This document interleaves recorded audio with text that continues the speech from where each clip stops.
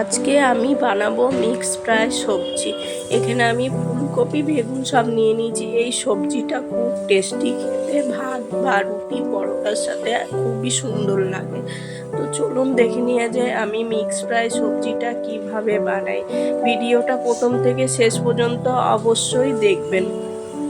আমি আজকে বানাবো মিক্স সবজি। আমি এখানে গাজর তিনটে, এখানে একটা ক্যাপসিকাম আছে সবুজ, এখানে একটা লাল ক্যাপসিকাম আছে বিনস। আপনারা চাইলে একটা ক্যাপসিকাম দিয়েও করতে পারেন, শুধু সবুজ ক্যাপসিকাম দিয়েও করতে পারেন। এখানে ফুলকপি কেটে নিয়েছি, হাফ ফুলকপি কেটে ভালো করে ধুয়ে নিয়েছি। এখানে একটা আলু আছে, আলুটাও কেটে ভালো করে ধুয়ে। এখানে আমি দুটো পেঁয়াজ এরকম করে ছাড়িয়ে নিয়েছি, পেঁয়াজটা আমি পরে দিয়ে দেবো। এখানে মশলার জন্য নিয়ে নিয়েছি আমি, এখানে আছে 3টে টমেটো, এখানে আছে মিডিয়াম সাইজের 2টো পেঁয়াজ, বড় হলে একটা নিলেও চলবে। আর এখানে আমি কাঁচা লঙ্কা নিয়ে নিয়েছি, আমার কাছে পাকা লাল লঙ্কা ছিল তাই নিয়েছি, সবুজ কাঁচা লঙ্কা দিয়েও এই টেস্টটা করলে হবে। আর এখানে আমি 5টা রসুনের কোয়া নিয়েছি, রসুনের কোয়াগুলো বড়, ওই জন্য 5টা নিলাম, ছোটো হলে আর একটু কম নিতাম। আমি মশলাগুলো পেস্ট করার জন্য মিক্সিতে দিয়ে দেবো, সবকটা মশলাই একসাথে পেস্ট করে নেবো। পেঁয়াজটা দিয়ে দেবো, রসুনটা দিয়ে দেবো, লঙ্কাগুলো দিয়ে দেবো। এতে আমি জল দেবো না, টমেটো পেঁয়াজে যা জল আছে ওইতেই পেস্ট হয়ে যাবে। তো আমি পেস্টটা করে নিই, তার আগে সবজিগুলো ভাজতে বসিয়ে দিই। এখানে আমি গ্যাসটা ধরিয়ে দিলাম, কড়াইটা বসিয়ে দিলাম, কড়াইটা এবার গরম হতে, কড়াইটা গরম হয়ে গেছে, আমি সাদা তেল দিয়ে দেবো, সাদা তেলেই রান্নাটা করবো। প্রথমে আমি আলুগুলো দিয়ে দেবো, এবার দিয়ে দেবো গাজরটা, তারপরে দিয়ে দেবো ফুলকপি। এগুলো আগে কারণ এগুলো ভাজতে অনেকটা টাইম লাগে, ওই জন্য একটু আগে দিয়ে দেবো। পরে এটা অল্প ভাজা হয়ে আসলে আমি বাকি সবজিগুলো দিয়ে দেবো। মশলাটা আমার পেস্ট করা হয়ে গেছে, এবার এখানে একটু আদা অ্যাড করে দেবো। আদাটা আমার ঘরে বাটা থাকে, ওই জন্য আদাটা এর মধ্যে দিয়ে দেবো। সবজিটা আমার হাফ ভাজা হয়ে গেছে, এবার বাকি সবজিগুলো দিয়ে দেবো।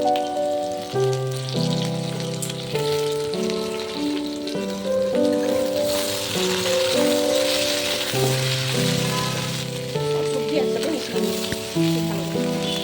সব সবজিগুলো আমার ভাজা হয়ে গেছে, এবার আমি একটা থালাতে নামিয়ে দেবো। ওই কড়াইতে দিয়ে দেবো সাদা তেল, দিয়ে দেবো 2টো শুকনো লঙ্কা, একটা তেজপাতা আর গোটা জিরে। এবার ওর মধ্যে দিয়ে দেবো বেটে রাখা মশলাটা, ভালো করে মিশিয়ে নেবো মশলাটা। এটা খুব ছিটকাবে তাই একটু ঢেকে দেবো। জলটা অনেকটা শুকিয়ে এসেছে, এর মধ্যে আমি হলুদ, লঙ্কার গুঁড়ো, লবণ দিয়ে দেবো। কালারের জন্য কাশ্মীরি লঙ্কার গুঁড়ো 1 চামচ হলুদ দিয়ে দেবো, স্বাদ মতো লবণ। ভালো করে মিশিয়ে নেবো। মশলাটা খুব ভালো করে কষানো হয়ে গেছে, এবার ভেজে রাখা সবজিগুলো দিয়ে দেবো। মশলার সাথে ভালো করে সবজিগুলো মিশিয়ে নেবো। সবজিটা ভালো করে মিশিয়ে নিয়েছি, এবার একটু ঢেকে দেবো।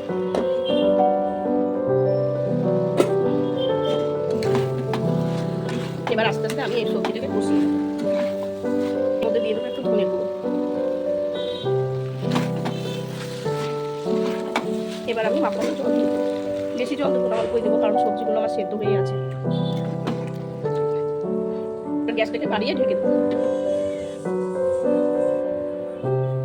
কেটে রাখা পেঁয়াজগুলো দিয়ে দেবো,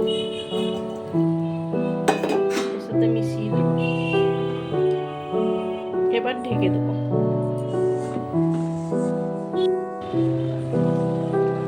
এর মধ্যে টমেটো দিয়ে আছে, টকটাকে ব্যালেন্স করার জন্য চিনি দিয়ে দিচ্ছি।